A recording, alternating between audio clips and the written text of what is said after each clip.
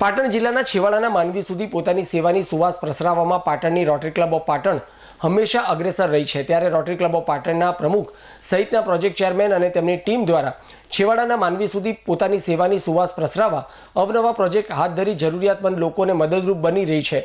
ત્યારે સરસ્વતી તાલુકાના વાધી પ્રાથમિક શાળા ખાતે અભ્યાસ કરતા ગરીબ અને જરૂરિયાતમંદ વિદ્યાર્થીઓને ગરમ સ્વેટરનું પ્રોજેક્ટ ચેરમેન કમલેશભાઈ મોદીના સહયોગથી વિતરણ કરવામાં આવ્યું હતું। તો વિદ્યાર્થીઓને ગરમ સ્વેટર મળતા તેઓના મુખ પર અનેરી ખુશી જોવા મળી હતી। આ પ્રસંગે રોટરી ક્લબ ઓફ પાટણના પ્રમુખે વિદ્યાર્થીઓને સારો અભ્યાસ કરી ગામ અને શાળાનું નામ રોશન કરવા અનુરોધ કરી તેઓ સારો હોદ્દા પર બિરાજમાન થાય ત્યારે શાળામાં અભ્યાસ કરતા જરૂરિયાતમંદ લોકો સહિત ગામને મદદરૂપ થવા અનુરોધ કર્યો હતો અને શાળામાં અભ્યાસ કરતા દરેક વિદ્યાર્થીઓને સંપૂર્ણ શિક્ષણ પ્રાપ્ત કરી અધવચ્ચેથી શિક્ષણ ન છોડવા પણ અપીલ કરી હતી।